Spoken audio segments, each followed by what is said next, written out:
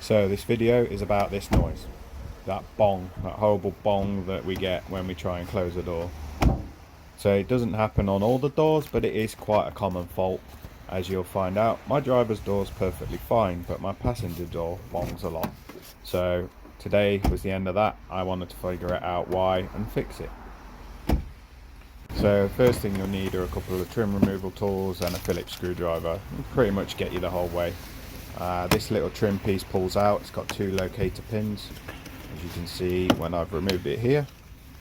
And then you also need to get your trim removal tool and remove out this little black flap behind the handle to reveal a Phillips screwdriver, Phillips screw. So I'm doing this with one hand and it's quite difficult. With two hands you want to pull the handle out, get the little removal tool behind the flap, and it'll come straight out. It'll be a lot easier for you. And then there's also this little rubber mat. Again, flick that out and there's another Phillips screw behind there. So I struggled a little bit more with one hand to try and show you in this video before giving up and just pulling it out with two hands and then doing the next clip, which shows the screwdriver, the screws that you need to remove. So then, to remove the door panel, you want to get down, put your fingers on the lip and give it a bit of a pull. It is quite tough and you will break some clips, but yeah, you just have to yank it towards you to loosen all the clips. So this is going to be easier for me to show you now because all the clips are off. But when you come to removing your door panel, so you've got rid of the screws, you basically want to get your fingers underneath and pull it. It will have a lot of resistance. That's because the clips are holding it, and like I showed you, or going to show you, the clips are most likely going to break, so you get yourself a bag more.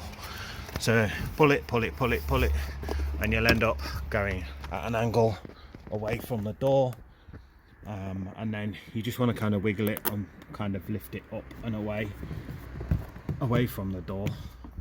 And then it will be held in by the handle and also the window switch, so you can push away from in the handle. You can push that through, and then inside this connector will be connected. I've just disconnected it to make my video easier with one hand. And then you'll have all the clips will likely be stuck in these holes with the tops of them broken off. So get your set of pliers or whatever you want to pull them out, trim removal tools, etc. I've now got a very nice muddy floor because I'm doing this in the shitty weather. But yeah, that's how you get your door panel off. Okay, so your next step is to remove the four 10mm bolts surrounding the speaker. These just undo and the speaker just pulls out, and it'll give you a lot more room to work with.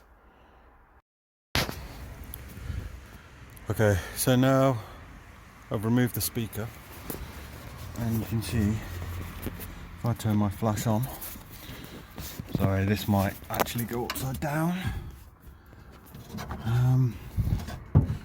See, this is the outer door skin here, and then there's this bar. You see the padding? If I push on the door, you can see it flexes. Yeah. See how it's flexing? That shouldn't be doing that. That should be solid. See down? It's very difficult there. There's padding, but it's not attached. So now what I'm going to do is I'm going to put some padding in between there, and we'll see what it sounds like. Okay, so as we are, quite a big bong.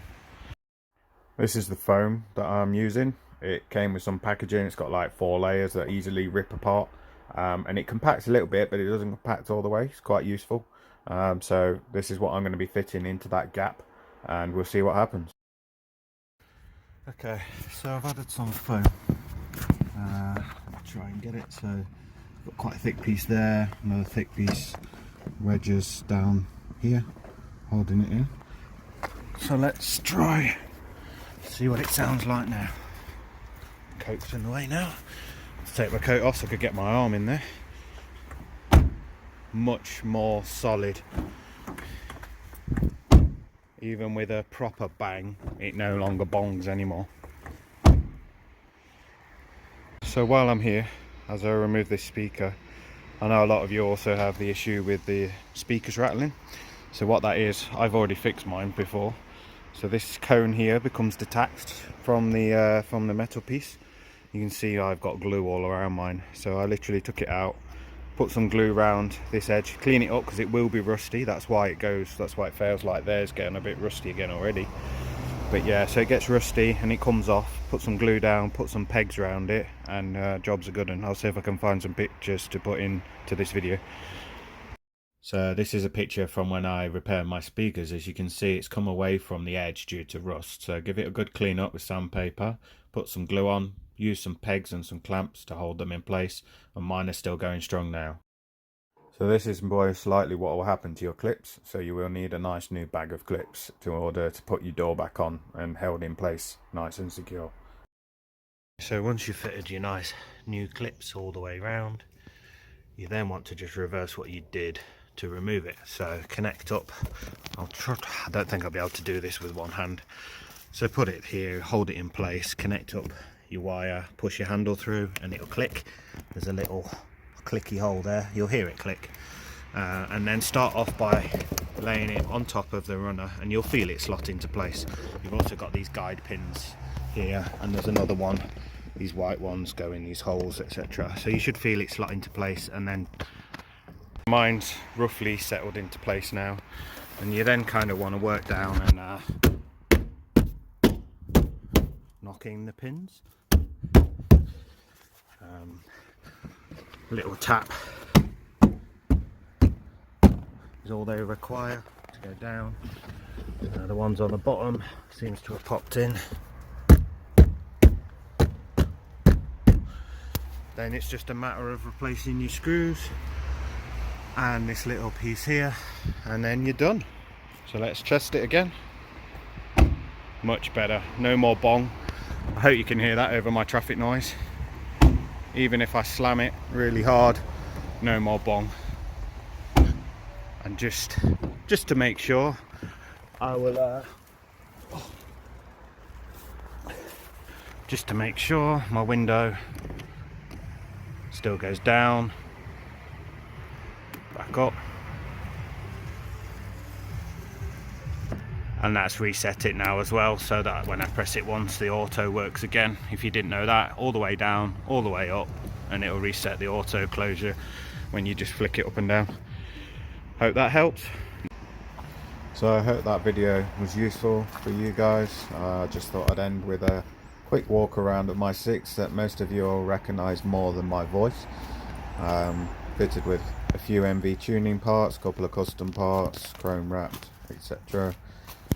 Hopefully I can help you with a few more fixes on the 6s in the future, and if you like what you see, you know where to find me in the Mazda 6 Owners Club, and you can also find me on YouTube, so like and subscribe.